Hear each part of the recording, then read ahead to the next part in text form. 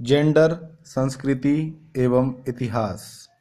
Gender, culture and history, Tanya Mahanti के द्वारा लिखित यह अध्याय। औरत जन्म नहीं लेती बल्कि बना दी जाती है। यह सिमोन द बुअर की प्रसिद्ध उक्ति है। यह उक्ति सेक्स एवं जेंडर के बीच के मौलिक अंतर को रेखांकित करता है। इसमें मनोवैज्ञानिक एवं शारीरिक दोनों ही पहलू अंतर्निहित हैं। प्रायः समाज में जैविक विभिन्नता को आधार मानकर ही मनुष्य के क्रियाकलाप एवं स्थितियां निर्धारित कर दी जाती हैं। जेंडर वस्तुतः पुरुष एवं महिला की सांस्कृतिक परिभाषा को इंगित करता है। यह उन तरीकों की ओर इशारा करता है जिसके आधार पर समाज स्त्री एवं पुरुष के बीच विभेद करता है और उनके लिए उसी के अनुरूप अलग अलग भूमिकाएं निर्धारित कर देता है। समाज जैविक पुरुष एवं जैविक स्त्री के लिए क्रमशः पुरुषत्व एवं स्त्रीत्व के गुणों को निर्धारित कर उसे आदमी एवं औरत में बदल देता है। एनन ऑकले के शब्दों में जेंडर वस्तुतः संस्कृति का मामला है। वह मानती हैं कि लैंगिक विभेद समाज द्वारा निर्मित होता है जो उस सेक्स के बीच की भिन्नता पर आधारित होता है जो प्रकृति से जैविक होते हैं। उनके अनुसार केवल यही नहीं है कि सेक्स के आधार पर श्रम का विभाजन सार्वभौमिक नहीं है, बल्कि ऐसा किए जाने का कोई तार्किक कारण भी नहीं है। वे अप्रकट अदृश्य वैज्ञानिक ताकत की बजाय इस मानवीय आविष्कार के लिए अपनी सृष्टि का ऋणी है। मनुष्य की विविध संस्कृतियां हैं तथा वह निरंतर परिवर्तनशील है। मनुष्य का व्यवहार अधिकांशतः संस्कृति से ही निर्धारित होता है। एक प्रसिद्ध अंग्रेज मानव विज्ञानी संस्कृति को परिभाषित करते हुए कहते हैं, इसमें ज्ञान, आस्था, विश्वास, कला, आचरण, रीति रिवाज के साथ साथ वे सभी योग्यताएं एवं आदतें सम्मिलित हैं जो समाज के एक सदस्य के नाते कोई मनुष्य प्राप्त करता है। संस्कृति वस्तुतः सामाजिक व्यवहार का कुशल तरीका है जो पीढ़ी दर पीढ़ी हस्तांतरित होता रहता है। वह वस्तुतः समूह के द्वारा प्रयोग किया जाता है। राल्फ लिंटन के शब्दों में कहें तो यह एक सामाजिक धरोहर है जिसे कोई व्यक्ति अपने समूह में से ग्रहण करता है। यह कुछ इस तरह की चीज है जो एक काल अवधि के दौरान संचित होती रहती है। इसलिए एक ऐतिहासिक समृद्धि को बचाए रखने की बात की जाती है जिसका अतीत से तो जुड़ाव होता ही है, भविष्य को की भी कुछ अंतर्दृष्टि समाहित होती है। प्रत्येक समाज का कुछ निश्चित मानक, मूल्य एवं विश्वास होता है जो संस्कृति द्वारा निर्धारित एवं समाज द्वारा प्रेषित होता है। किसी समाज की संस्कृति एक ही समय स्पष्ट भी हो सकती है और धुंधली भी हो सकती है। इसका जो मूर्त रूप होता है वह उस समय के कुछ खास वस्तुओं, प्रतीकों एवं तकनीकों से संबंध रखता है, जबकि जो अमूर्त पहलू होता है उसके अंतर्गत विश्वास, विचार, मूल्य एवं समाज की आशाएं आती हैं। चूंकि संस्कृति का संबंध विरासत में मिली बातों की बजाय सीखे गए तौर तरीकों से होता है, इसलिए जिन माध्यमों या तरीकों से किसी समाज के बच्चे या अन्य नए सदस्य उस समाज के रहन सहन की शैली अथवा जीवन के तौर तरीकों को सीखते हैं उसे समाजीकरण कहते हैं। किसी के लैंगिक पहचान के ऊपर जो विचार होते हैं वह भी व्यवहार के एक तरीके के रूप में एक विद्या होती है और यह हमारी संस्कृति, खासकर अमूर्त संस्कृति की एक देन है। बच्चे काफी छोटी सी उम्र से ही पुरुषत्व या स्त्रीत्व के गुणों को आत्मसात कर लेते हैं, जो कि उन्हें हाव भाव एवं व्यवहार में दिखाई देने लगता है। जैसा कि ओकले इस पर चर्चा करते हुए बताती हैं कि उनका यह जेंडर संस्कृति से ही संबंधित विषय होता है, एवं यदि मार्गरेट मीड की कृति sex and temperament in 3 primitive societies को देखें तो यह स्पष्ट हो जाता है कि इस जेंडर का जैविक से कोई संबंध नहीं होता। मीड एक मानव वैज्ञानिक हैं एवं इन्होंने यह सिद्धांत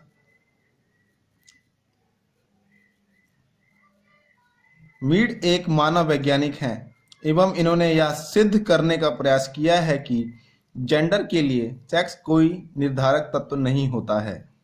किसी के अंदर पुरुषत्व या स्त्रीत्व के गुणों के होने का उसके जैविक से कोई संबंध नहीं होता है, एवं इस भिन्नता की जड़ उसके संस्कृति में ही निहित होती है। मीड ने न्यू गियाना की कुछ जनजातियों के आचरण एवं व्यवहार पर अध्ययन किया। अपने अध्ययन के अंतर्गत उन्होंने पाया कि न्यू गुयाना के एरोपेश जनजाति के लोग स्वभाव से सुशील, सौम्य, स्नेही एवं कोमल प्रकृति के थे। पुरुष एवं महिला दोनों ही स्त्रियोचित कहे जाने वाले गुणों के अनुसार व्यवहार करते थे, जबकि न्यू गुयाना के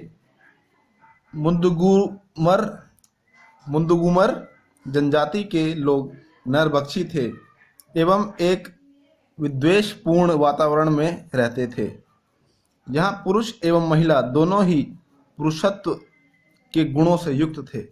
दोनों क्रूर, कठोर, हिंसक एवं प्रतिस्पर्धी प्रकृति के थे।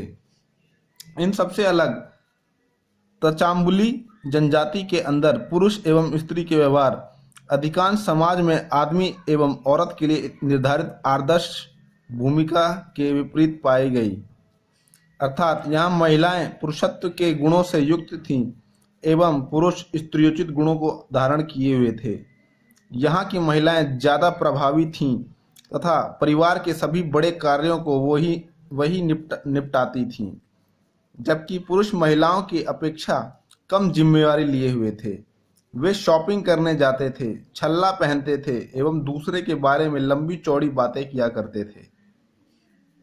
निश्चित रूप से यह अध्ययन कुल मिलाकर यही निर्देशित करता है कि जेंडर एवं सेक्स दो अलग अलग चीजें हैं एवं सेक्स पर जेंडर का लबादा डाल दिया जाता है।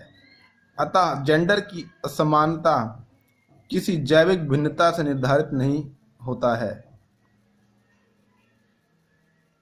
बल्कि संस्कृति के द्वारा उत्पन्न होता है तथा लैंगिक पहचान को समाजीकरण की प्रक्रिया द्वारा व्यक्ति के अंदर डाला जाता है। जेंडर का समाजीकरण, जेंडर सोशलाइजेशन। समाजीकरण एक प्रक्रिया है जिसके द्वारा कोई व्यक्ति अपने समाज की संस्कृति को आत्मसात करता है।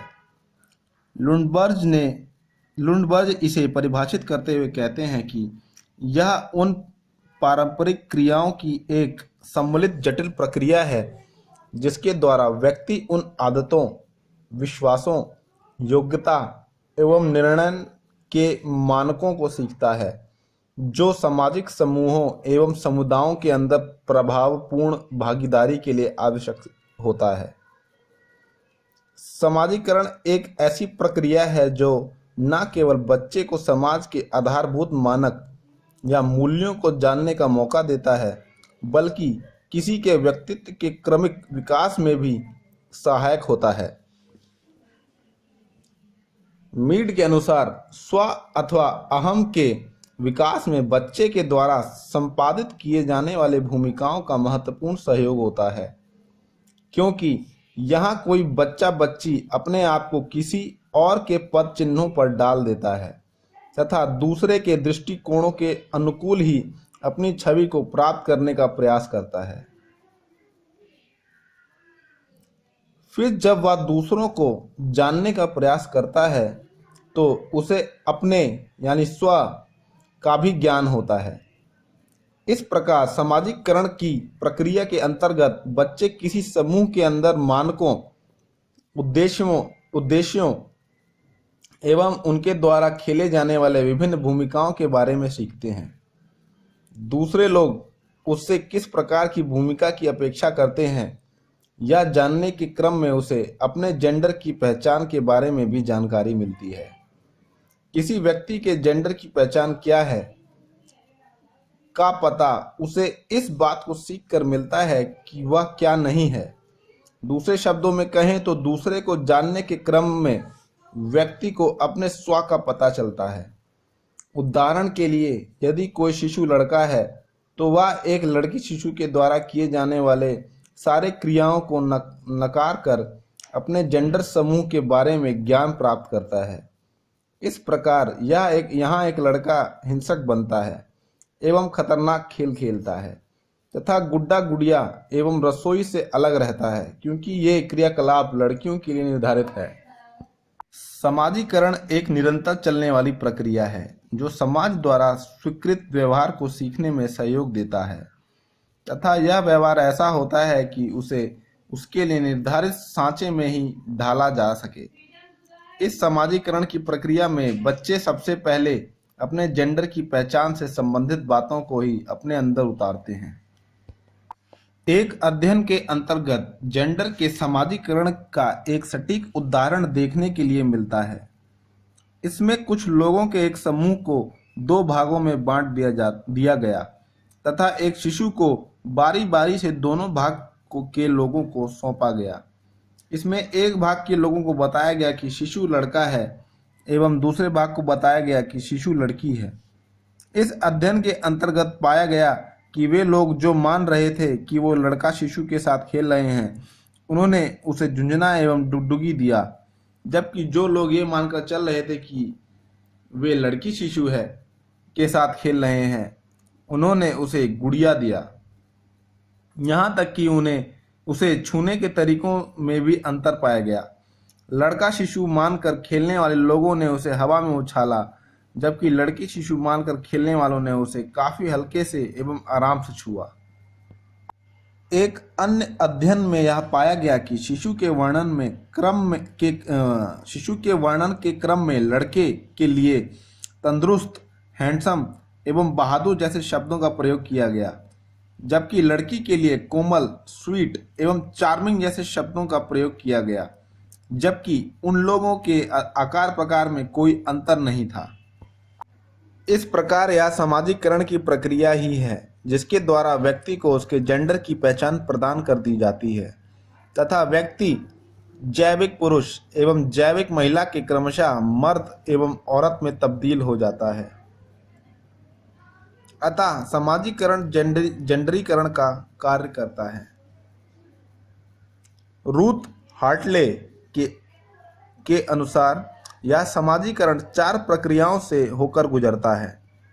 प्रभावित करना, दैट इज मैनिपुलेशन, एक आधार में समाहित करना, कैनलाइजेशन, शाब्दिक आकर्षण, वर्बल एपिलेशन एवं क्रियात्मक प्रकटीकरण, एक्टिविटी एक्सपोजर। मैनिपुलेशन यह दर्शाता है कि बच्चों की देखभाल कैसे की जाती है। लड़कों को जहां ताकतवर बनाने पर बल दिया जाता है, वहीं लड़कियों के अंदर स्त्रियोचित गुणों जैसे खूबसूरती पर जोर दिया जाता है।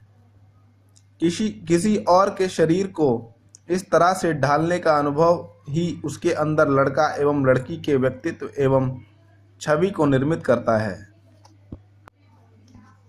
इसका दूसरा चरण कैनलाइजेशन का संबंध लड़के एवं लड़कियों का कुछ खास वस्तुओं से सुपरिचित होने से है, जो आगे चलकर उसके दृष्टिकोणों, प्रेरणाओं एवं सपनों को आकार देते हैं।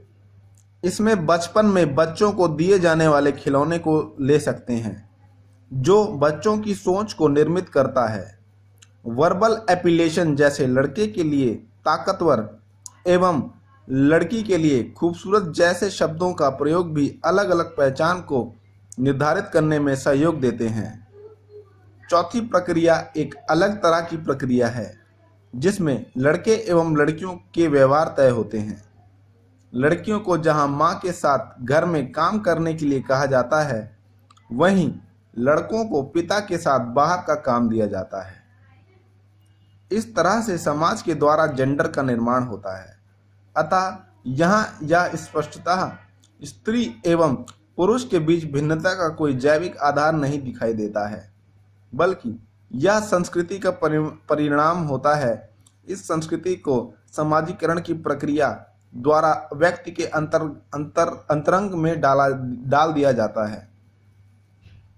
अब हम समाज में व्याप्त स्त्री एवं पुरुष की भिन्नता को मनोवैज्ञानिक परिप्रेक्ष्य में देखने का प्रयास करते हैं। जेंडर का निर्माण, मनोवैश्लेषिक दृष्टिकोण। जेंडर कंस्ट्रक्शन अ साइकोएनालिटिक व्यू। फ्रायड के अनुसार शिशु एवं नवजात बच्चों में जेंडर की भिन्नता का अध्ययन वस्तुतः शिशन के होने या नहीं होने पर ही केंद्रित होता है। मेरे पास शिशन है, यह मैं एक लड़का हूँ के बराबर है, जबकि मैं एक लड़की हूँ, यह मेरे पास शिशन नहीं है के बराबर है। फ्रायड के अनुसार बचपन से ही लड़के में अपने माँ के प्रति एक आकर्षण होता है। वह अपनी माँ का एक ऑब्जेक्ट केजेंसिस विकसित कर लेता है, जो वस्तुतः माँ के स्तन से संबंधित होता है। अपने पिता में वह अपने आप को पहचानता है। कुछ समय तक दोनों संबंध साथ साथ चलता है और यह तब तक चलता है जब तक कि माँ के प्रति उसके सेक्सुअल इच्छा तीव्र हो जाती है एवं पिता उसमें एक रुकावट लगने लगता है, मातृत्व को जन्म देता है। तब पिता के साथ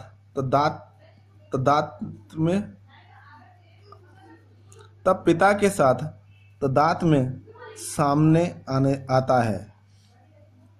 फ्रायड के अनुसार इसीलिए माँ के प्रति कामुक भावना का निरोध करने एवं पिता को श्रेष्ठ स्वीकार करने की प्रक्रिया में लड़का अपने पिता से तादात्म्य स्थापित करता है। फ्रायड के अनुसार इसीलिए माँ के प्रति कामुक भावना का निरोध करने एवं पिता को श्रेष्ठ स्वीकार करने की प्रक्रिया में लड़का अपने पिता से तादात्म्य स्थापित करता है और अपनी पुरुष पहचान के प्रति जागरूक हो जाता है। पिता सर्वशक्तिशाली संरक्षक के रूप में प्रस्तुत होता है। वह सर्वशक्तिमान कानून निर्माता भी होता है तथा सजा के लिए दंड भी धारण करता है। मनोवैश्लेषिक शब्दावली में पिता माँ बेटे के युग्म को तोड़ने वाला बधियाकार कानून संस्कृति एवं भाषा का अंतर्ज्ञात सूचक होता है। यदि बच्चा अपने पिता से संघर्ष की स्थिति में होता है तो वह अपने आप से संघर्ष कर रहा होता है। बेकार एवं गलसंकी 2001 नाम है, ये इसको लिखने वालों का नाम है। वह निकम्मापन एवं शर्मिंदगी से पीड़ित होता है एवं तादात्म्य स्थापित करने की प्रक्रिया के द्वारा वह यातना की आवाज़ को महसूस कर रहा होता है। यह ठीक उसी प्रकार प्रतीत होता है जैसा अंग्रेजी शासन के दौरान भारतीय लोग दमनकारियों के बारे में महसूस करते थे। मेलॉडी के अनुसार इस घटना में पुत्र के लिए पिता अन्य की भूमिका में होता है, किंतु यह अन्य लड़के के अंदर पुरुष पहचान का निर्माण करता है। फ्रायड ने इस स्थान पर लड़की के मनोविज्ञान के बारे में ज़्यादा कुछ नहीं कहा है। वह मानते हैं कि लड़की शिशन की ईर्ष्या से आक्रांत रहती है। बसिन कहती हैं कि फ्रेड का जो सामान्य मनुष्य है वह पुरुष ही है। स्त्री एक अपूर्ण मानव जीव है जिसमें शिशन का अभाव होता है एवं उसका पूरा मनोविज्ञान संभवतः इस अभाव की क्षतिपूर्ति के लिए संघर्ष के इर्द गिर्द ही केंद्रित होता है। इस प्रकार किसी लड़की का पूरा अस्तित्व इस अभाव पर ही केंद्रित होता है। वह धीरे धीरे स्वीकार करती है कि कुछ निश्चित शारीरिक विभिन्नताओं की वजह से वह अपने पिता के समान नहीं है, इसलिए उसे उसकी माँ के समान होना चाहिए। तब वह अपनी माँ के साथ तादात्म्य यानी पहचान स्थापित करती है, और जब वह बड़ी होती है तो अपने प्रेमी के अंदर अपने पिता को ढूंढती है। वह पुरुषों के अधीन रहना पसंद करती है, जो कि पिता के प्रभुत्व को दर्शाता है। लेकिन नैन्सी कॉन्ड्राव ने इस संदर्भ में कुछ अलग विचार दिए हैं। वह फ्रायड के कथन को उलटते हुए कहती हैं कि स्त्रीत्व के बजाय पुरुषत्व के अभाव के रूप में व्यक्त किया जाना चाहिए, जो माँ के साथ नज़दीकी जुड़ाव से वंचित रह जाता है। वह फ्रायड के विपरीत बच्चों के पहचान के विकास में पिता की बजाय माँ की भूमिका को ज़्यादा तरजीह देती हैं।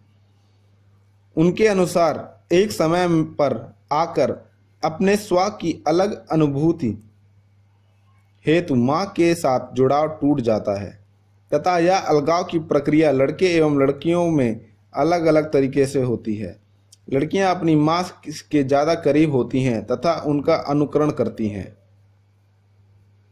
चूँकि लड़की का माँ से पूरी तरह से अलगाव नहीं होता है, इसलिए लड़की या औरत स्व की एक ऐसी समझ विकसित कर लेती हैं जिसमें दूसरे लोगों के साथ ज़्यादा जुड़ाव होता है।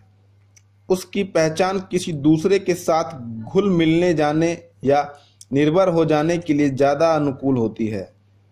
इसमें प्रथम तो उसकी माँ ही होती है जिस पर वह निर्भर होती है, एवं बाद में यह एक पुरुष होता है। कोड्राव के अनुसार यह महिलाओं के अंदर संवेदनशीलता एवं भावुक संवेदना करुणा के गुणों को उत्पन्न करता है। दूसरी तरफ लड़के स्त्रियोचित गुणों से भिन्न पुरुषत्व के प्रति अपनी समझ को स्थापित करने के लिए अपनी माँ से नज़दीकी को अस्वीकार कर देते हैं। वे ऐसा कुछ नहीं सीखते जिसमें वे कायर या दब्बू बन जाएं, इसलिए दूसरों के साथ साम्यता बनाने में वे अकुशल रह जाते हैं। वे दुनिया को देखने के लिए और अधिक विश्लेषणात्मक तरीकों को विकसित करते हैं। वे उपलब्धि पर बल देते हैं और अपनी एवं दूसरों की भावनाओं या संवेदनाओं को समझने की क्षमता का दमन कर देते हैं। इस प्रकार पुरुषों की पहचान अलगाव के द्वारा निर्मित होती है। हिंदू समाज में लड़के एवं लड़कियों का समाजीकरण, socialization of boys and girls in Hindu society. Hindu समाज के अंदर मनुष्य के जीवन को विभिन्न चरणों में देखा जाता है। ये चरण विभिन्न धार्मिक संस्कारों के द्वारा संपादित किए जाते हैं।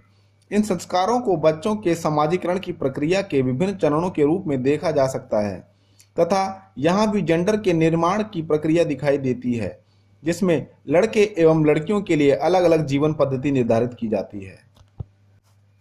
इन विभिन्न संस्कारों का ककर ने काफी बारीकी से अध्ययन किया है। सर्वप्रथम बच्चे के जन्म के 1 महीने के बाद जब बच्चा प्रसूति गृह से बाहर आता है, तब बच्चे का नामकरण संस्कार होता है। यहाँ उसका नामकरण पिता के नाम पर होता है। बच्चे का सूर्य से प्रथम दर्शन निष्क्रमण कहलाता है, जिसमें शिशु का धार्मिक विधि विधान के साथ दुनिया से परिचय होता है। 6 से 9 महीने की उम्र में अन्नप्राशन संस्कार होता है, जिसमें बच्चे को अन्न खिलाया जाता है। इस प्रकार यहाँ से उसे उसकी माँ से अलग करने की प्रक्रिया शुरू होती है। 3 वर्ष की अवस्था में चूड़ाकरण संस्कार होता है, जिसमें बच्चे का मुंडन कर देवी की पूजा की जाती है। यह एक प्रकार से मृत्यु एवं पुनर्जन्म का प्रतीक होता है। यहाँ दुधमुहा शिशु की मृत्यु होती है और बच्चा एक अलग व्यक्ति के रूप में सामने आता है।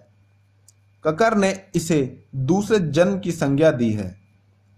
यहीं से लड़के एवं लड़कियों की जीवन पद्धति अलग अलग दिशा में मुड़ जाती है। लड़कियां जहां मां के पद चिन्हों पर चलती हैं, वहीं लड़के को पिता के पद चिन्हों पर चलने के लिए सिखाया जाता है। इस तरह इस चरण में लड़के एवं लड़की की दुनिया अलग अलग हो जाती है। इसके बाद विद्यारंभ का समय आता है, जो 5 से 7 वर्ष की उम्र में होता है। तत्पश्चात उपनयन संस्कार होता है। इसमें बच्चे के अंश की पूरी तरह से समाप्ति हो जाती है। यह सामान्यतः 8 से 12 वर्ष की अवस्था में होता है। उपनयन बच्चे के सामाजिक जीवन की शुरुआत को दर्शाता है।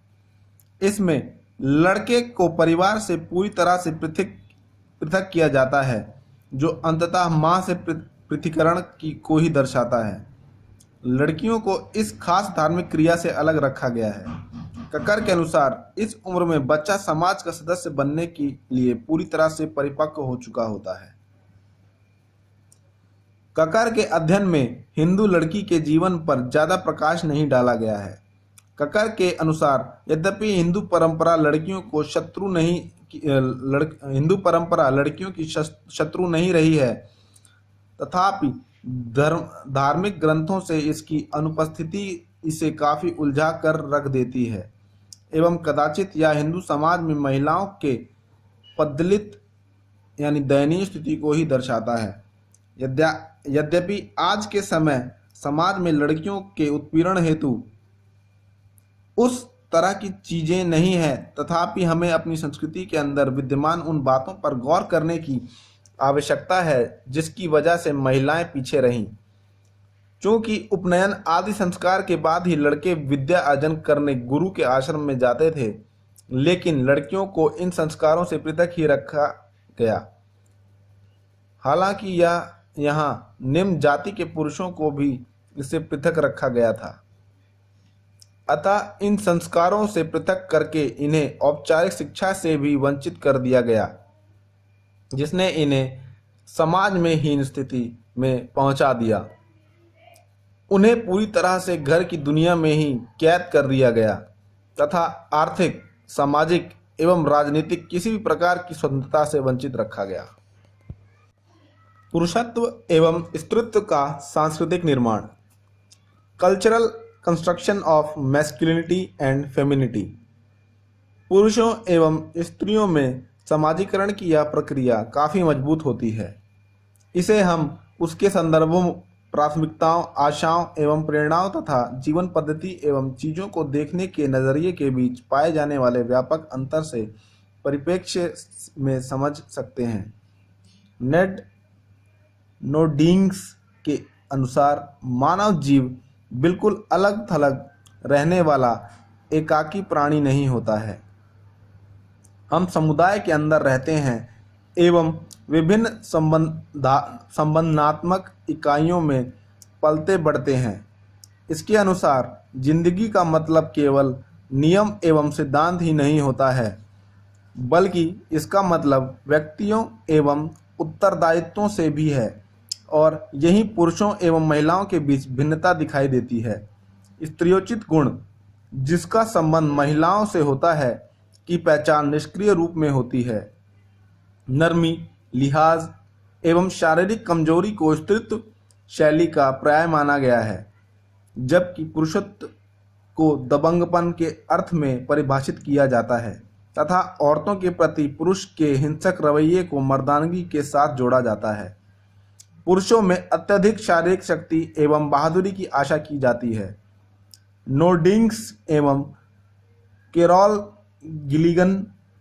गिलिगन का मानना है कि पुरुषों एवं महिलाओं के नैतिक अभिविन्यास से अलग अलग होते हैं। पुरुष जहां अधिकार की भाषा बोलते हैं, वहीं महिलाएं उत्तरदायित्व की भाषा तक ही सीमित रहती हैं। शिक्षक लड़कियों को न्याय एवं अधिकार की भाषा सिखाते हैं, क्योंकि इस स्थापित दुनिया को चलाने के लिए उन्हें इस तरह के भाषा को सीखने की आवश्यकता होती है। पर दूसरी तरफ शिक्षक लड़कों को देखभाल एवं जिम्मेवारी की भाषा नहीं सिखाते हैं, क्योंकि बाजार व्यवस्था में या उनकी प्रगति को रोक सकता है, अतः उनसे ऐसा करने की अपेक्षा नहीं की जाती है। बचपन से ही लड़के दूसरों को दबाने एवं नियंत्रित करने का प्रयास करते हैं। वे आक्रामक प्रकृति के होते हैं। वे हमेशा इस बात का परीक्षण करते हैं कि क्या मैं तुमसे अच्छा हूँ। किंतु लड़कियों को अच्छी माँ बनने के लिए सिखाया जाता है, इसीलिए उनसे सबसे पहली जो अपेक्षा की जाती है वह किसी पुरुष पर निर्भर होने के लिए उसे आकर्षित करना है, उसे भावुक, चंचल, कमजोर एवं अपनी समस्याओं के प्रति सबके सामने रोने की अपेक्षा की जाती है। उन्हें अपने शारीरिक ताकत या बुद्धि की बजाय रूप रंग पर ज्यादा ध्यान देने की अपेक्षा की जाती है। लड़कियां हमेशा अपने संबंधों को बनाने एवं सुधारने का प्रयास करती हैं। मानो उन्हें हमेशा दूसरों से यह प्रश्न पूछना चाहिए कि क्या तुम मुझे पसंद करते हो। एंथनी गिडेंस के अनुसार सार्वजनिक क्षेत्रों एवं अपने साहचर्यों के बीच पुरुष को जो पहले से प्रभुत्व होता है वह उन्हें रिश्तेदारी एवं मनोभावों की बातचीत से दूर रखता है। पुरुषों को माता पिता के द्वारा बाहर का काम देखने एवं आत्मनिर्भर बनने के लिए प्रेरित किया जाता है। पुरुषों से अपने मनोभावों को दबाने एवं अपने भावनाओं को व्यक्त नहीं करने की अपेक्षा की जाती है, क्योंकि यह महिलाओं का कार्य माना जाता है। किंतु इस जेंडर के खेल में इसके कारण पुरुषों को भी भारी कीमत चुकानी पड़ती है, क्योंकि संस्कृति उसे अपनी भावनाओं को व्यक्त करने से रोकती है। इसीलिए वह अपने संवेदनाओं को व्यक्त नहीं कर पाता एवं उसे मन में कैद किए रहता है। परिणाम स्वरूप वह मानसिक तनाव एवं डिप्रेशन का शिकार हो जाता है। अतः कठिन से कठिन समस्याओं के बावजूद उनकी जिस चुप्पी को उनकी ताकत एवं बहादुरी के रूप में सराहा जाता है वह वस्तुतः उसे भीतर से तोड़ देता है। कमजोर सेक्स कौन है? Who is the weaker sex? वैज्ञानिक अध्ययनों ने यह उद्घाटित किया है कि जैविक रूप से पुरुष महिलाओं की अपेक्षा ज्यादा कमजोर होते हैं। उसकी आयु महिलाओं की अपेक्षा कम होती है। बालक शिशु के जिंदा बचने की दर भी काफी कम होती है। एशले मॉन्टेग्यू ने अपनी किताब the natural superiority of women के अंतर्गत 62 प्रकार के विकारों की चर्चा की है जो अधिकांशतः पुरुषों में ही पाया जाता है। यद्यपि जीवन के अगले पड़ाव में महिलाओं को मेडिकल सहायता की जरूरत होती है, किंतु वे बीमारियां जो पुरुषों में होती हैं जीवन के लिए कहीं ज्यादा खतरनाक होती हैं। पुरुषों के द्वारा कार्य करने की महिलाओं की अपेक्षा जोखिम एवं खतरे से भरा होता है, क्योंकि महिलाओं के काम में सदाचार एवं नैतिकता की मात्रा काफी अधिक होती है। अतः यह इसे हिंसा एवं दुर्घटना से दूर रखता है। इसके अतिरिक्त पुरुषों में हेमोफीलिया,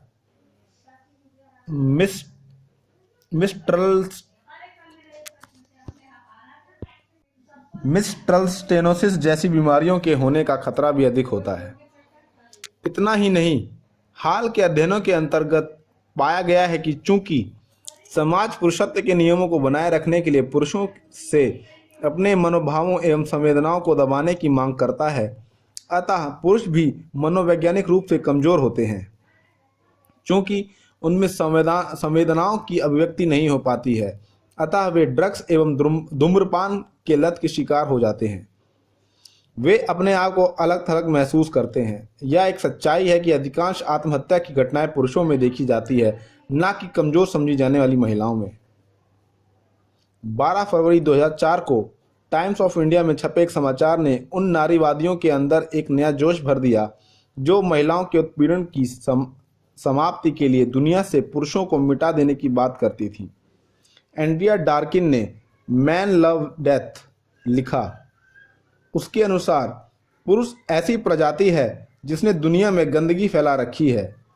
वे यहाँ तक कहती हैं कि यदि सिर्फ पुरुषों को हटा दिया जाए तो दुनिया बिल्कुल परिपूर्ण हो जाएगी। ऐसा कहा जाता है कि दक्षिण कोरिया ने हाल में क्लोनिंग की ऐसी तकनीक विकसित की है जो केवल महिला क्लोन तैयार कर सकता है, क्योंकि इसमें XX गुणसूत्र की आवश्यकता होगी। अतः इसमें पुरुष के सहायता की कोई आवश्यकता नहीं होगी, बल्कि पुरुष क्लोन के लिए ही XY गुणसूत्र की आवश्यकता होगी। जबकि पुरुष यदि क्लोन तैयार करना चाहेंगे तो उसे हमेशा महिलाओं के अणाणु की आवश्यकता होगी, जो किसी और तरीके से तैयार नहीं हो सकता है। इस प्रकार पुरुष प्रजाति संकटापन्न प्रजाति है, ना कि महिलाएं संकट में हैं। चूंकि महिलाएं पुरुषों की अपेक्षा आर्थिक रूप से वंचित हो रही हैं तथा गरीबी के कष्ट से जूझती रहती हैं, इसलिए कुछ नारीवादी ऐसा तर्क देती हैं कि महिलाओं की अपनी स्थिति में सुधार के लिए उन्हें संतानोत्पत्ति के कार्य को छोड़ देना चाहिए। इस प्रकार से हम देखते हैं कि यद्यपि जैविक रूप से पुरुष कमजोर होता है, किंतु हमारी संस्कृति में महिलाओं को कमजोर बना दिया है।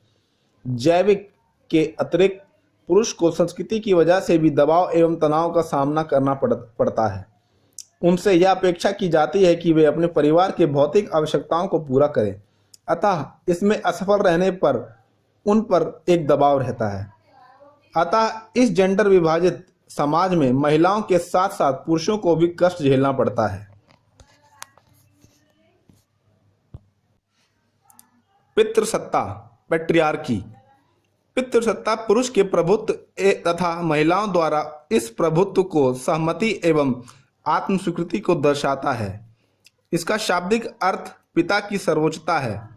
हाल के बहस में पितृसत्ता को पुरुष के शासन के रूप में वर्णित किया जा सकता है। सिल्विया वॉल्बी अपनी कृति थ्योराइजिंग पैट्रियार्की के अंतर्गत पितृसत्ता की व्याख्या करते हुए इस सामाजिक संरचना एवं व्यवहार की एक ऐसी व्यवस्था के रूप में देखती हैं जिसमें पुरुष स्त्रियों के ऊपर शासन, दमन एवं शोषण करते हैं। यह एक सामाजिक संरचना के साथ एक विचारधारा भी है जो इस संरचना को बनाए रखने का कार्य करती है। समाज की अधिकांश संस्थाएं, चाहे राज्य हो या धर्म, शिक्षण संस्थाएं, परिवार अथवा मीडिया, सभी प्रकृति से पितृसत्तात्मक ही होती हैं। हमारे समाज में पितृसत्ता की जड़ें काफ़ी गहरी हैं, जिसकी वजह से महिलाओं के साथ होने वाले हर तरह की हिंसा एवं उनकी अधीनता स्वाभाविक प्रतीत होती है। महिलाओं का तो इस कदर समाजीकरण हुआ है कि वे अपनी अधीनता को पसंद भी करती हैं।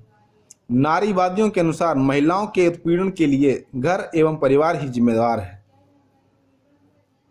हमारी इस पुरुष प्रधान सामाजिक व्यवस्था में यह तर्क दिया जाता है कि बच्चों के समुचित विकास के लिए आवश्यक है कि माँ पूरी तरह से बच्चे के कल्याण के प्रति अपने को समर्पित कर दे, और यह माँ का प्राथमिक कर्तव्य है कि वह बच्चे के प्रति स्नेह रखे। पिता से ऐसे किसी कर्तव्य की आशा नहीं की गई है। यह पुरुष के कार्य क्षेत्र में नहीं आता है। यहाँ यह उल्लेख करना उपयुक्त है कि मातृत्व भी वस्तुतः समाज द्वारा ही निर्मित होता है। हमारी पितृसत्तात्मक व्यवस्था जानती है कि कैसे बिना ज़्यादा मेहनत के परिणामों के इसके अनुकूल बनाया जाए। यह अधिकांश समाज की एक खास विशेषता है कि बच्चे अपने पिता के उपनाम को धारण करते हैं। इतना ही नहीं, महिलाओं की स्थिति को देखें तो पहले जहां यह पिता की संपत्ति मानी जाती हैं, वे आगे चलकर पति की संपत्ति बन जाती हैं। यदि नारीवादी यह कहें कि महिलाओं के शादी के बाद अपना उपनाम परिवर्तित नहीं करना चाहिए एवं बच्चे को उसी का उपनाम धारण करना चाहिए ताकि पितृसत्ता को चुनौती दी जा सके, तो यह भी निरर्थक ही होगा। वस्तुतः पितृसत्ता की जड़ें काफ़ी गहरी हैं एवं हमें यह बात ध्यान में अवश्य रखनी चाहिए कि माँ का जो उपनाम होता है वह भी उसके पिता का ही उपनाम होता है। अतः यह पुनः पितृसत्ता को ही मजबूत करेगा। पुरुष एवं औरत की दुनिया आधे आधे दो हिस्सों में विभाजित है। यह दो विरोधी युग्मों का निर्माण करता है। या दुनिया शरीर बनाम बुद्धि, प्रकृति बनाम संस्कृति, भावना बनाम विवेक, निजी बनाम सार्वजनिक की एक दुनिया है। ये विभाजन एक दूसरे के साथ जुड़कर पुरुष एवं महिलाओं के लिए सांस्कृतिक रूप से स्थापित भूमिका को आकार प्रदान करते हैं। स्वयं पितृसत्ता इस विभाजन को बढ़ावा देता है। शरीर बनाम बुद्धि, बॉडी वर्सेस माइंड। एक महिला का अस्तित्व उसके शरीर पर ही केंद्रित होता है। वह पुरुष को प्रसन्न रखने के लिए होती है। इसके अतिरिक्त उसकी दुग्ध स्त्रवण की क्रिया उसके शरीर की क्रियात्मक क्षमता को भी विशिष्टता प्रदान करती है। बच्चों के लालन पालन का सारा भार समाज उसी पर डाल देता है, जबकि पुरुषों को इससे पूरी तरह से पृथक रखा जाता है। समाज द्वारा निर्मित मातृत्व को महिलाओं के ऊपर थोप दिया जाता है, जबकि केवल स्तन से दूध पिलाने के कार्य को छोड़ दें तो बच्चों के लालन पालन से संबंधित ऐसा कोई भी काम नहीं है जो पुरुष नहीं कर सकते हैं। फिर भी हमारी पितृसत्तात्मक संस्कृति मातृत्व के नाम पर इसे महिलाओं का प्राथमिक कर्तव्य बताकर उसका शोषण करता है। महिलाएं अपने शरीर की वजह से और भी कई तरह के परेशानियों का सामना करती हैं। सिमान द बुअर कहती हैं कि मासिक स्त्राव की क्रिया महिलाओं के दिनचर्या को तोड़ देता है, उसे एक अवसाद की अवस्था में पहुंचा देता है तथा उसके विभिन्न क्रियाकलापों तथा सामाजिक संपर्क के ऊपर तरह तरह के प्रतिबंध लगा देती है। प्रकृति बनाम संस्कृति, नेचर वर्सेस कल्चर। यह पुरुष प्रधान समाज एवं पुरुषों के द्वारा निर्मित संस्कृति यह अभिनिर्धारित करता है कि शासन करना पुरुषों का स्वभाव है एवं शासित तथा अधीन बने रहना महिलाओं की प्रकृति है। महिलाओं को घर की सेवा एवं बच्चों की देखभाल का कार्य सौंपा जाता है, जबकि पुरुषों को इससे निवृत्त रखा जाता है। महिलाओं को दिए गए सीमित कार्य उसे जैविक स्तर तक कैद करके रख देता है, जो कि पशुतः जीवन के समान है। जब कोई शिशु जन्म लेता है तो अधिकांश संस्कृति के अंतर्गत माँ को उसे स्तनपान कराने, पालन पोषण करने तथा उसके समाजीकरण का कार्य सौंपा जाता है। शिशु एवं बच्चों को प्रकृति का अंश माना जाता है। पशु के समान ही वे भी असामाजिकृत होते हैं। वह खड़ा होकर चल नहीं पाता है। वे बिना किसी नियंत्रण के जब तब मलमूत्र करते रहते हैं। वे बोल भी नहीं पाते हैं। इस प्रकार शिशु एवं बच्चे प्रकृति के नजदीक होते हैं। महिलाएं शिशु एवं बच्चों के साथ रहकर प्रकृति से संबंध स्थापित कर लेती हैं। अब चूंकि यहाँ पुरुषों में प्राकृतिक आधार का अभाव होता है, अतः वह परिवार की ओर उन्मुख होता है। अर्थात चूंकि वे बच्चों को जन्म नहीं दे सकते, अतः सांस्कृतिक तर्कों के आधार पर धर्म, अनुष्ठान, राजनीति एवं सांस्कृतिक चिंतन के दूसरे परिक्षेत्र तैयार किए जाते हैं, जिस पर पुरुषों को स्वामित्व बताया जाता है। इस प्रकार पुरुष संस्कृति से संबंधित है, अर्थात मानवीय चिंतन के उच्च स्वरूप के अंतर्गत कला, धर्म एवं कानून का ताना बाना खड़ा किया जाता है एवं पुरुषों को इन सब का स्वामी घोषित कर दिया जाता है। निजी बनाम सार्वजनिक, प्राइवेट वर्सेस पब्लिक। प्रकृति बनाम संस्कृति के बहस को निजी बनाम सार्वजनिक के बहस में विस्तार दिया जा सकता है, जो पुरुषों एवं महिलाओं की दुनिया को एक अलग विरोधी युग में स्थापित कर देता है। निजी क्षेत्र को प्रायः घरेलू क्षेत्र के रूप में देखा जाता है, जिसका कोई आर्थिक, राजनीतिक या ऐतिहासिक महत्व नहीं होता है। इसे व्यक्तिगत माना जाता है, अतः किसी को इसके अंदर झांकने की अनुमति नहीं होती है। यह सार्वजनिक क्षेत्र के प्रतिकूल होता है। निजी क्षेत्र में दूसरों की भावनाओं को समझने, आपसी सहयोग, दूसरों का ख्याल रखने तथा निस्वार्थ भाव एवं संवेदनाओं का बढ़ावा देने की आवश्यकता होती है, जबकि सार्वजनिक क्षेत्र एक प्रतिस्पर्धा प्रतिस्पर्धात्मक दुनिया है जिसमें आक्रामक, तार्किक एवं बिना किसी संवेदना के लक्ष्योन्मुखी बनने की जरूरत होती है। चूंकि भावुकता एवं संवेदना सार्वजनिक क्षेत्र के लाभ कमाने के मार्ग में सबसे बड़ी रुकावट होती है, इसलिए यहाँ इसे तिलांजलि देने की बात की जाती है। परिवार, जो कि निजी क्षेत्र का हिस्सा होता है, वह वस्तुतः सार्वजनिक क्षेत्र का ही सेवा करता है एवं उसी के अधीन होता है। समाजवादी, नारीवादी, निजी एवं सार्वजनिक क्षेत्र के अंदर अलग अलग उत्पादन प्रणाली देखती हैं।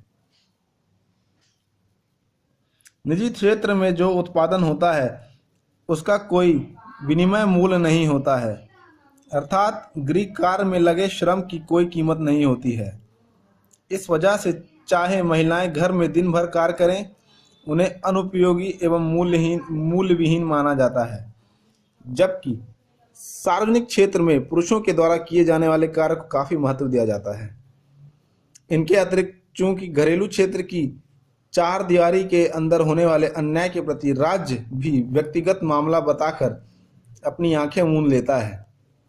इस वजह से यहाँ पत्नी के साथ मारपीट, दहेज हत्या, पति द्वारा बलात्कार दैट इज मैरिटल रेप एवं दूसरे संबंधियों द्वारा लड़कियों के साथ छेड़छाड़ की घटनाएं होती रहती हैं।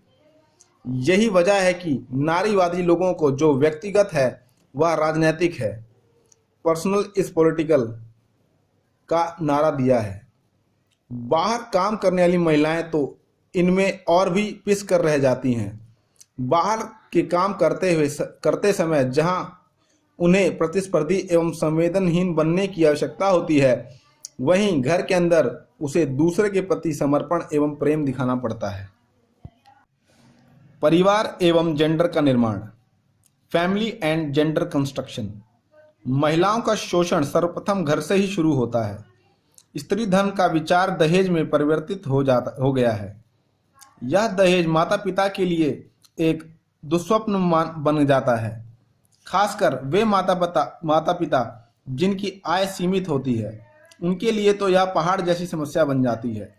परिवार में लड़की के जन्म के हेय दृष्टि से देखा जाता है। लड़कियों के संदर्भ में कहा जाता है कि वे पराया धन होती हैं। ऐसा इसलिए कहा जाता है कि चाहे उसके माता पिता उसके पालन पोषण पर कितना भी धन खर्च कर दें, एक दिन उसकी शादी हो जाएगी और दहेज की एक मोटी रकम के साथ वह ससुराल चली जाएगी। इसलिए लड़कियों पर कम ही ध्यान दिया जाता है। यहाँ तक कि कन्या भ्रूण हत्या एवं कन्या शिशु हत्या के पीछे भी दहेज एक बहुत बड़ा कारण होता है। इनके अतिरिक्त हिंदू धार्मिक परंपरा के अंतर्गत भी लड़कों को ज्यादा तरजीह दी गई है। इसके अंतर्गत यह मान्यता है कि बेटा ही वंश का उद्धार करता होता है एवं माता पिता के साथ साथ अपने पूर्वजों को भी नरक से बचाता है। इस कारण लड़कियों को अनेक सुविधाओं से वंचित रखा जाता है, जबकि लड़कों को सारी सुविधाएं प्रदान की जाती हैं।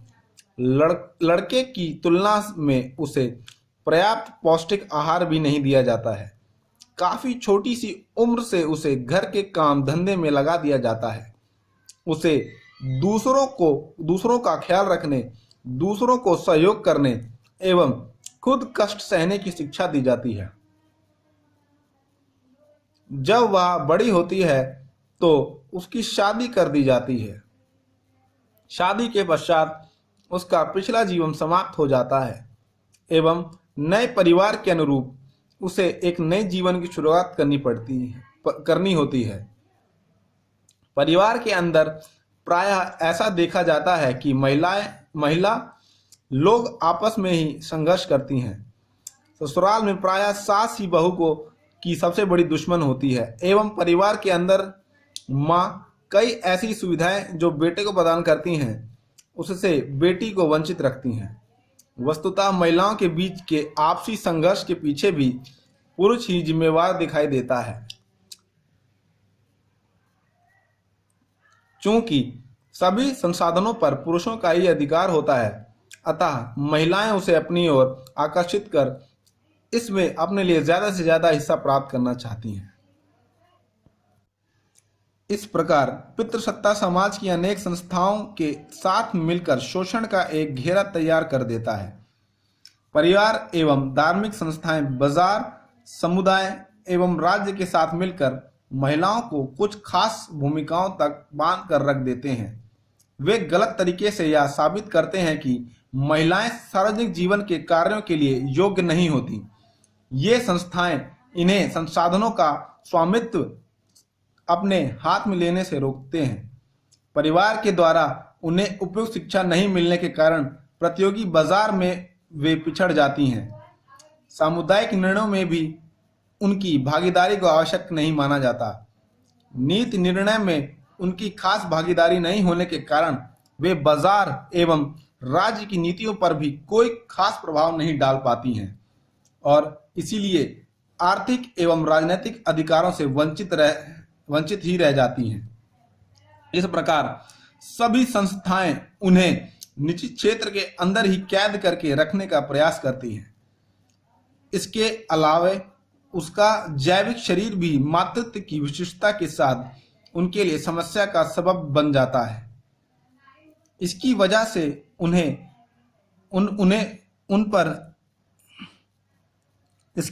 उन्हें घर एवं परिवार के कार्यों तक ही सीमित कर दिया जाता है। स्कूल एवं जेंडर का निर्माण। School and gender construction. Gender का निर्माण केवल परिवार में ही नहीं होता है।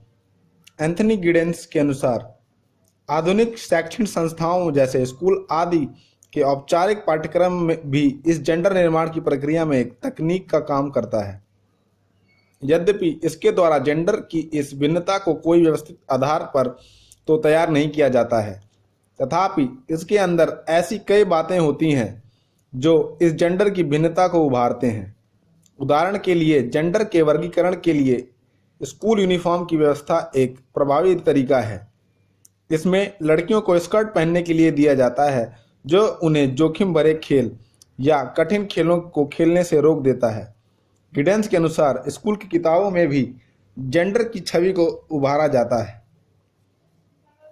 प्राथमिक स्कूलों के कहानी के किताबों में प्रायः लड़कों को स्वतंत्र एवं पहल करने वाले के रूप में प्रदर्शित किया जाता है, जबकि लड़कियों को असमंजस की स्थिति में दिखाया जाता है। इसमें लड़कों के बहादुरी भी कहानी की काफी लंबी चौड़ी होती है।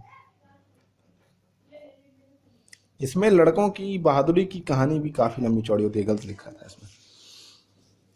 पहले लड़कियों को स्कूल से वंचित रखा जाता था, किंतु आज लड़कियां अधिक से अधिक संख्या में स्कूल पहुंच रही हैं तथा चाहे ब्रिटेन हो या भारत, हर जगह वे लड़कों की अपेक्षा अच्छा परिणाम ला रही हैं।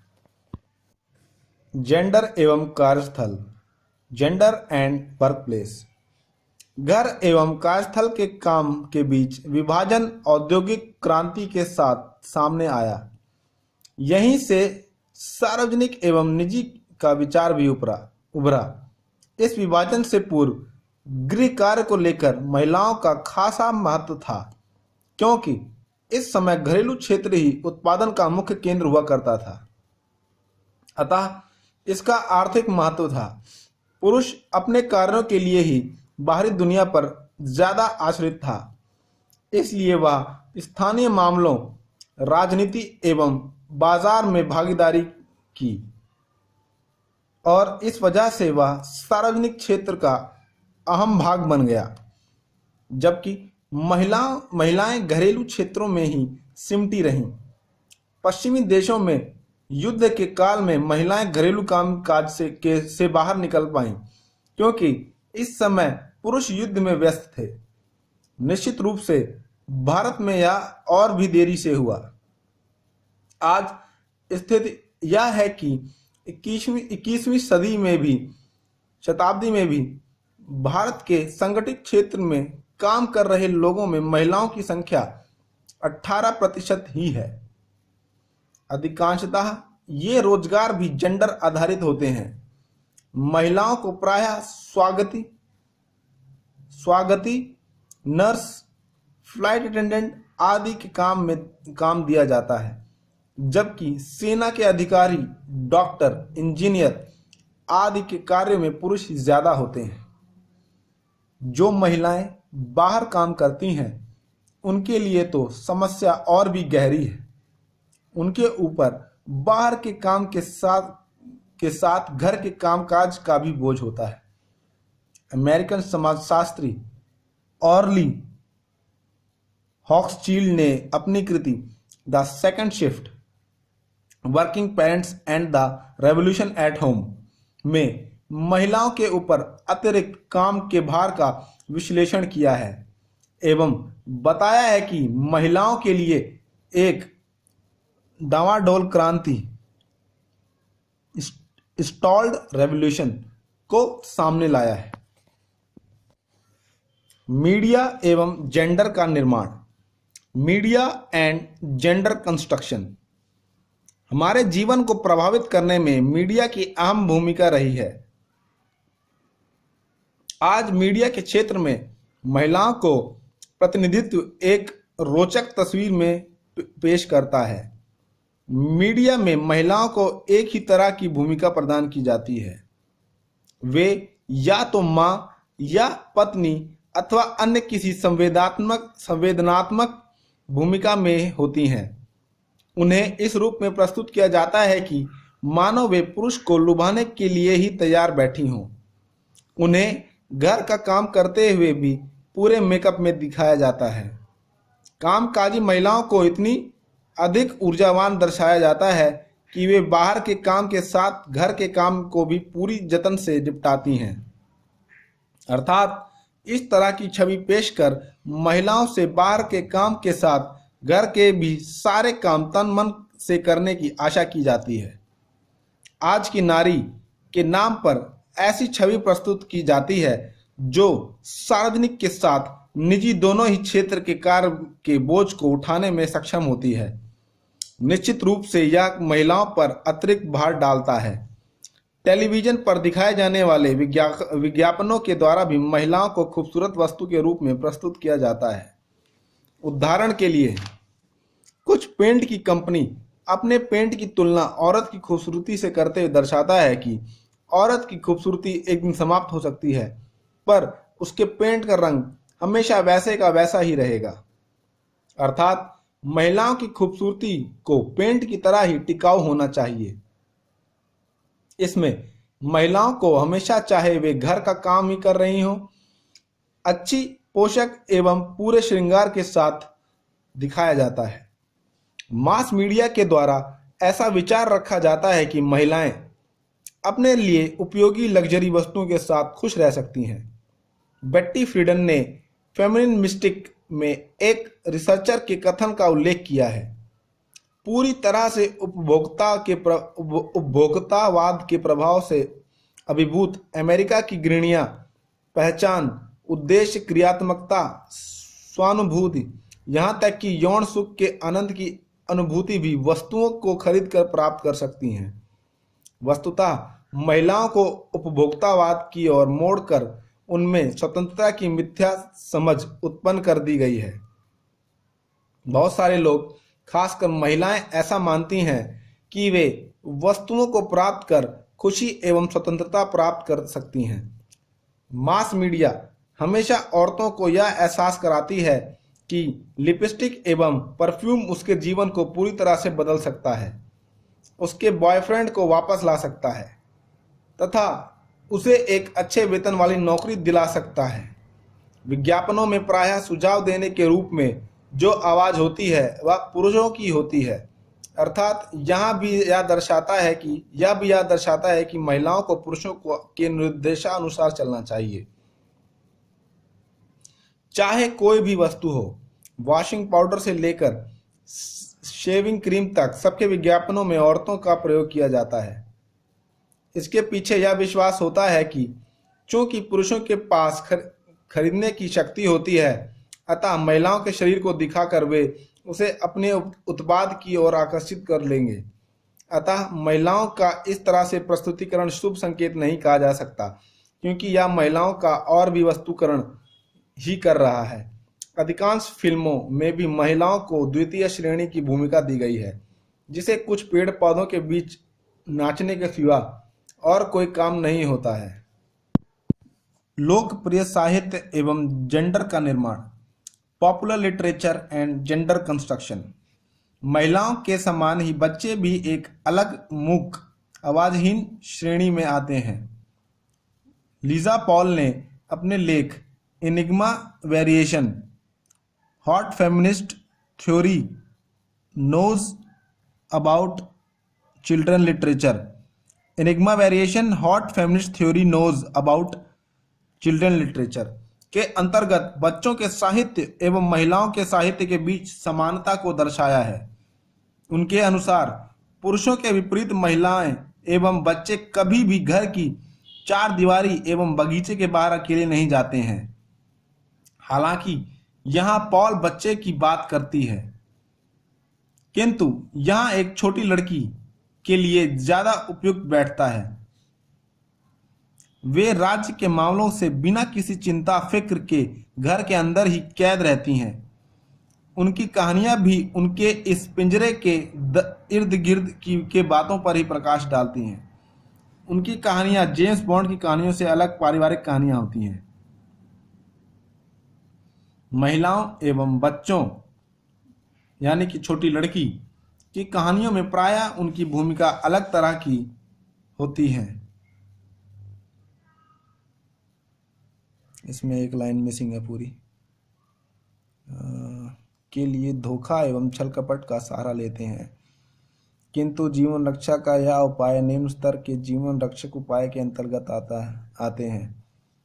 इसके अलावा प्रायः ऐसा देखा जाता है कि दोनों ही अपने को बचाने के लिए किसी चमत्कार का इंतजार करते हैं तथा यह महिलाओं एवं बच्चों के साहित्य में प्रायः होता है। जबकि लड़कों के साहित्य को देखें तो उसमें ऐसा नहीं होता है। लड़के अपने शत्रु से स्वयं मुकाबला करते हैं। ये हकलेबरी फिन एवं टॉम सॉयर्स के साहसिक कार्यों की तरह प्रस्तुत होते हैं, जिसमें दोनों एक दूसरे को बचाते हैं। वे कभी मुसीबत से बचने के लिए आसान रास्ता या गलत रास्ता नहीं अपनाते हैं। वे चुनौती को स्वीकार करना पसंद करते हैं। यह दर्शाता है कि कैसे लड़के एवं लड़कियों के व्यवहार को अलग अलग तरीके से प्रस्तुत किया जाता है। हालांकि हमेशा ऐसा हो जरूरी नहीं है, पर यह साहित्य के द्वारा समाजीकरण का एक तरीका है। हम एक अत्यधिक लोकप्रिय कॉमिक सीरीज सुपरमैन को ही लेते हैं। इसकी महिला पात्र लुइस लेन यद्यपि स्वतंत्र एवं आकर्षक हैं, पर कहानी में हमेशा द्वितीयक भूमिका में ही हैं एवं अपने पुरुष रक्षक सुपरमैन पर ही निर्भर हैं। महिलाओं को हमेशा एक ही तरीके के भूमिका में प्रस्तुत किया जाता है। कॉमिक किताबों में महिलाओं को ऐसे रूप में प्रस्तुत किया जाता है जो शादी करने के लिए उत्सुक रहती हैं, जबकि पुरुष के साथ ऐसा आवश्यक नहीं है। प्रेम कला में महिलाओं को भावुकता के पिटारे के रूप में चित्रित किया गया जाता है, जो अपने हालात के लिए खुद जिम्मेवार होती हैं। महिलाओं के इस तरह की छवि को हम हास्य कॉमिक की किताब चाचा चौधरी में भी देख सकते हैं, जिसमें महिलाओं को हमेशा कैद या दास्तां की स्थिति में चित्रित किया जाता है, जिसे चाचा चौधरी एवं साबू बचाते हैं, अथवा उन्हें बिन्नी चाची के रूप में चित्रित किया जाता है, जो चाचा जी की स्थूलकाय एवं परेशान करने वाली पत्नी है। वह शॉपिंग करना पसंद करती हैं एवं जहां भी जाती हैं वहां एक संकट खड़ी कर देती हैं। संकट खड़ा होना चाहिए, खड़ी क्यों लिखा है। इस प्रकार लड़कियों के द्वारा पढ़ी जाने वाली परिकथाओं में भी उसे सहनशील बनाना सिखाया जाता है। धर्म एवं जेंडर का निर्माण, रिलीजन एंड जेंडर कंस्ट्रक्शन। किसी संस्कृति को स्वरूप प्रदान करने में धर्म की अहम भूमिका होती है, पर इस धर्म के अंदर भी जेंडर के प्रति पूर्वाग्रह देखी जा सकती है। उदाहरण के लिए हम हिंदू धर्म को ले सकते हैं, जो पितृसत्तात्मक प्रभुत्व को दर्शाता है। वस्तुतः अधिकांश हिंदू पौराणिक कथाएं महिलाओं के सहनशील स्वरूप को ही चित्रित करती हैं। उदाहरण के लिए हम सीता के उदाहरण को ले सकते हैं, जो अपने पति राम की पूजा करती थीं तथा समाज एवं अपने पति के सभी अत्याचारों को सहन कर सकती थी। वे अपनी पवित्रता की प्रामाणिकता के लिए अग्नि परीक्षा दी एवं निर्वासन पर अकेले जंगल में चली गईं। इसी प्रकार महाभारत में द्रौपदी को 5 भाइयों के द्वारा रखा गया एवं उसके पतियों के द्वारा उसे जुए में हार जाने पर अपमानित किया गया। फिर भी वह सीता के समान ही सारे सुखों को त्याग कर अपने पतियों के साथ जंगल गई। इससे यह स्पष्ट होता है कि भारतीय समाज में केवल महिलाओं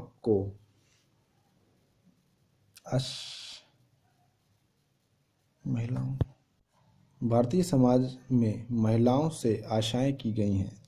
वह केवल सब कुछ सहन करने के लिए हैं और यही भारतीय नारी की आदर्श छवि है। ऐसा कहा जाता है कि रामायण एवं महाभारत दोनों ही की कहानी में युद्ध की जड़ सीता एवं द्रौपदी जैसी और ही थी, किंतु कोई भी यह पुरुषों की गलती को नहीं देखता है कि लक्ष्मण ने रावण की बहन का अपमान किया, इसलिए रावण ने सीता का अपहरण कर उससे बदला लिया। महाभारत में भी जुए में द्रौपदी को हार जाना औरतों के दयनीय हालत को दर्शाता है और उसके बावजूद उसका अपने पतियों के प्रति समर्पण का भाव महिलाओं से अत्यधिक त्याग की अपेक्षा को व्यक्त करता है। अतः जब वे इन आशाओं पर खरी नहीं उतर पाती हैं तो वे अपराध बोध का अनुभव करती हैं एवं अपने आप को दोष देती हैं, किंतु पुरुषों को अलग तरह से चित्रित किया जाता है। भगवान कृष्ण को एक महान बांसुरी वादक के रूप में प्रस्तुत किया गया है, जिस पर गोपियां अपनी जान छिड़कती थीं। यहाँ वह गोपियों से जो इश्कबाजी करता था उसे ज़्यादा नहीं हारा गया है। कृष्ण के चरित्र पर कोई भी प्रश्न नहीं उठाया गया है, क्योंकि यहाँ महिलाओं के नारित्व को कायम रखा गया है।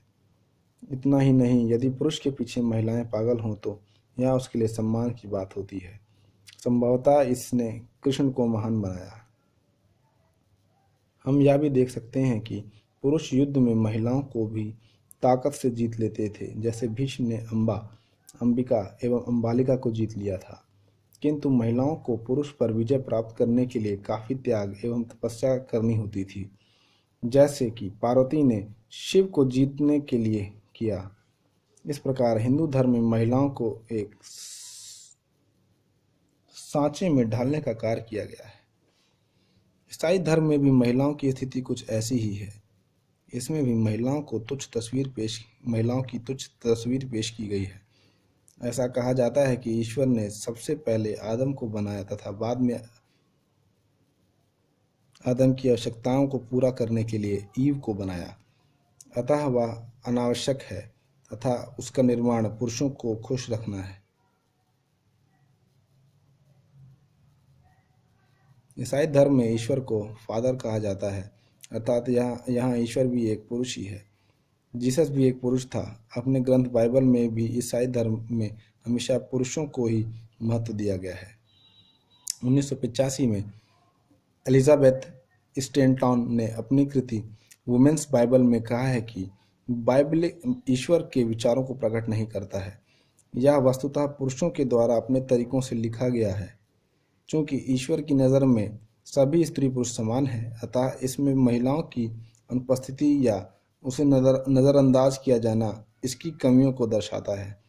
उनके विचार को इंग्लैंड में 1870 में महत्व दिया गया, जब इंग्लैंड के चर्च कमेटी ने बाइबल ग्रंथ को संशोधित किया, किंतु इस कमेटी में एक भी महिला सदस्य नहीं थी।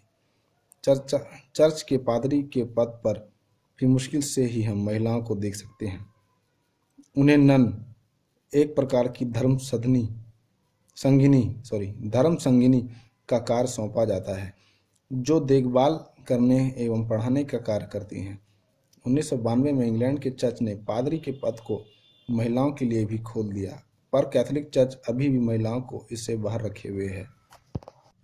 इस्लाम धर्म में भी बहुविवाह एवं पर्दा प्रथा की संस्कृति के द्वारा महिलाओं के वस्तुकरण का प्रयास किया गया है।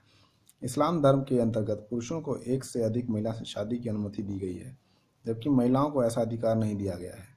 बौद्ध धर्म के अंतर्गत भी ईसाई धर्म के ही समान महिलाओं को धर्म संगिनी का कृत्य ही सौंपा गया है, अतः ये भी पितृसत्तात्मक प्रभुत्व है।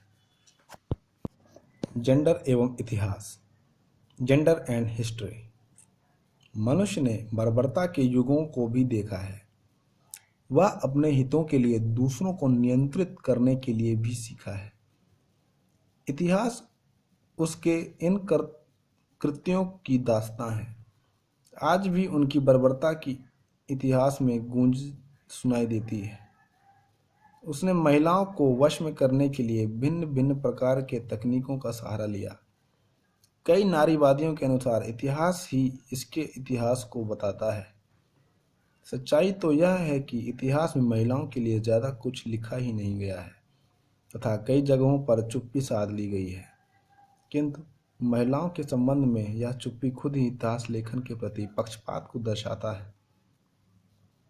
इतिहासकार ऐतिहासिक प्रक्रियाओं को लिपिबद्ध करते समय कुछ प्रश्नों को उठाने एवं कुछ चीज़ों को छोड़ने के लिए स्वतंत्र होता है। अतः महिलाओं के इतिहास के प्रति एक उपेक्षित रवैया ही अपनाया गया है। ऐसा समझा जाता है कि समाज में महिलाओं के द्वयम दर्जे की स्थिति को कायम रखने के लिए उसके इतिहास का लेखन ही नहीं किया गया। लेकिन उसकी यह द्वयम दर्जे की स्थिति आखिर कैसे बनी? सिमोन द बूवर के अनुसार बहुसंख्यों ने अल्पसंख्यों के ऊपर शासन किया था, उसे उत्पीड़ित किया, लेकिन अमेरिकन नेग्रो या यहूदियों की भांति महिलाएं अल्पसंख्यक तो नहीं थीं। धरती पर जितने पुरुष हैं लगभग उतनी ही महिलाएं हैं। अर्थात जैसा कि बेबल ने दर्शाया है कि महिलाओं को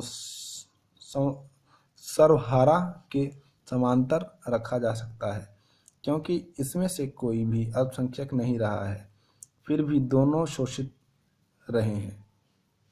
पर सर्वहारा का भी अस्तित्व हमेशा नहीं रहा है, जबकि महिलाएं तो हमेशा से ही हैं।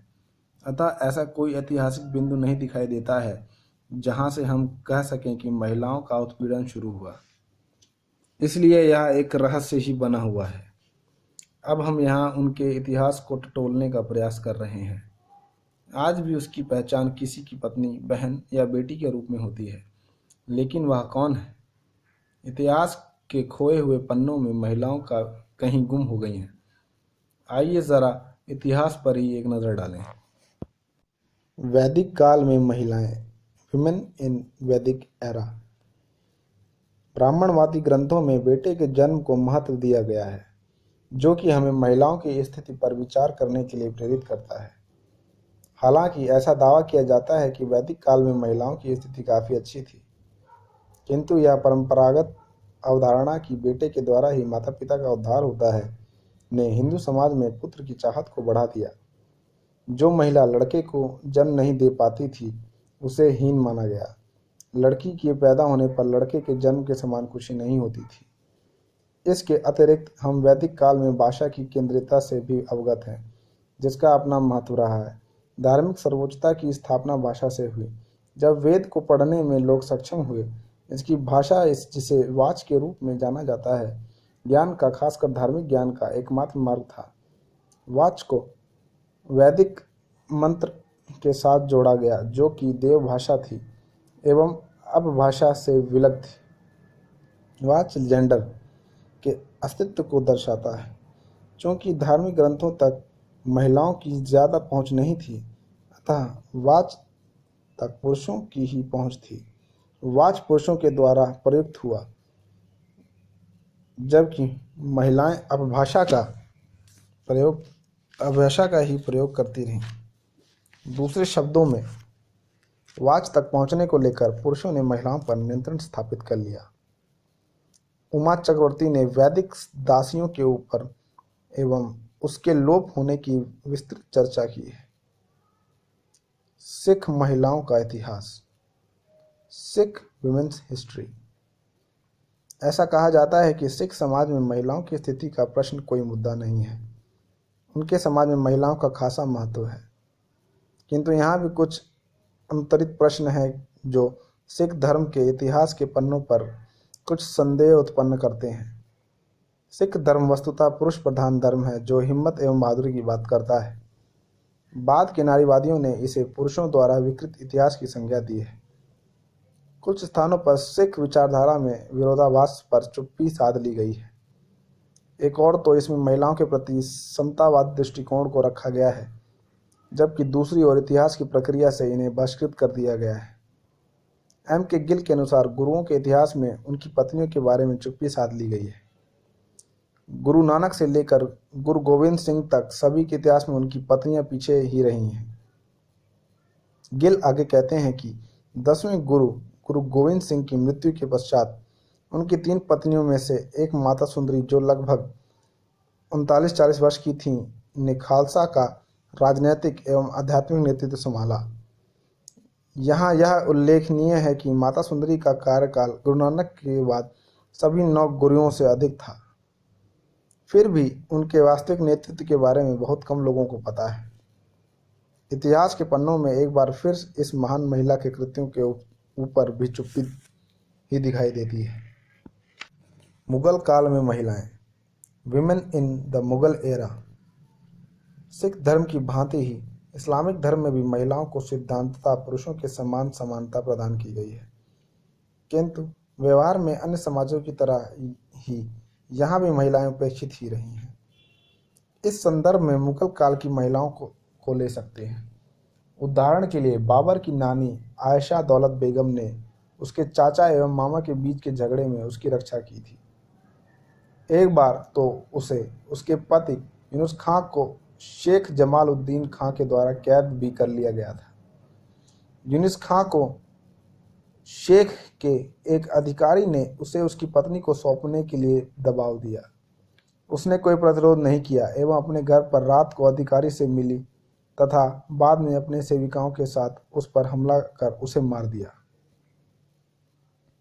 अकबर की धाई माँ महामांगा ने एक बार अपने प्राणों को खतरे में डालकर उसके चाचा से अकबर की जान बचाई थी।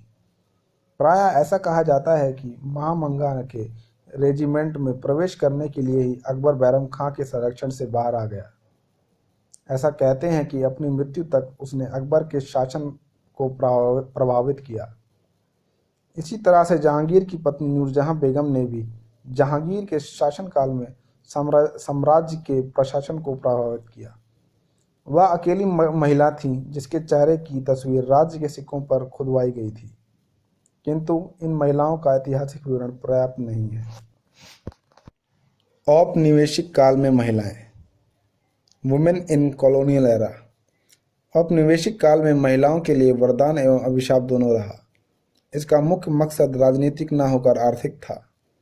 इसने सामाजिक सुधार के कई कार्य किए, जिसमें सती प्रथा पर प्रतिबंध एवं विधवा विवाह को प्रोत्साहन प्रमुख था। किंतु सती प्रथा जैसी कुरीतियों पर प्रतिबंध लगाने के लिए इसने हिंदू शास्त्रों का परीक्षण किया कि उसमें ऐसी प्रथा को मान्यता है कि नहीं। अतः यहाँ समाज को धर्म के आधार पर गठित एवं पुनर्गठित करने की बात हो रही थी। महिलाओं की आवाज़ का कोई महत्व नहीं था। हम इतिहास में राजा राम मोहन राय के विचारों को पढ़ते हैं, पर इस समय की महिलाओं के क्या विचार थे, कहीं दिखाई नहीं देता। अतः यहाँ भी इतिहास में महिलाओं के आवाज़ के पन्ने गायब हैं। निष्कर्ष के तौर पर कंक्लूजन, इस प्रकार से हम देखते हैं कि कैसे संस्कृति, जेंडर एवं इतिहास आपस में मिलकर पुरुषत्व एवं स्त्रीत्व के सामाजिक संरचना को निर्मित करने का प्रयास करते हैं। हमने इतिहास के पन्नों में भी महिलाओं की आवाज़ एवं उनकी भूमिकाओं को गायब ही पाया है। इन सबसे क्या ऐसा नहीं लगता है कि यह महिलाओं की आवाज़ को दबाने का एक सर्वसम्मत प्रयास था? वस्तुतः इतिहास संस्कृति का एक महत्वपूर्ण पहलू होता है एवं यह केवल उन पहलुओं पर गौर करता है जो किसी संस्कृति में सबसे ज़्यादा प्रभावी एवं आकर्षक होता है। चूँकि हमारी संस्कृति ऐसी है जिसमें केवल पुरुष एवं पुरुषों के क्रियाओं का ही महत्व रहा है, नारीवादी संदर्भों के अलावा हमें औरत कहीं नहीं दिखाई देती। इसका समाज में हमेशा द्वितीय स्थान ही रहा है। अतः समाज एवं संस्कृति में महत्व नहीं होने के कारण यह इतिहास में भी हाशिए पर चल दी गई हैं। इसलिए E.P. थॉम्सन इतिहास लेखन में दिन प्रतिदिन के जीवन एवं सामान्य लोगों की प्रेरणाओं एवं आशाओं पर प्रकाश डालने की बात करते हैं। जो भी हो, महिलाओं के दोयम दर्जे की स्थिति के कारण इतिहास के पन्नों में भी महिलाओं के योगदान एवं कृत्य के पन्ने गायब ही हैं। पर अब समय बदल रहा है। अब नारीवादी लोग अपनी कहानी लिखने के लिए एकत्रित हो चुकी हैं और इस कहानी में वो ना तो अपने जैविक शरीर के रूप में पेश होंगी और ना ही दूसरे पुरुषों के साथ अपने संबंध को जोड़कर अपनी पहचान बनाएंगी। अब ये उनकी कहानी होगी जिसमें उनकी अपनी पहचान होगी।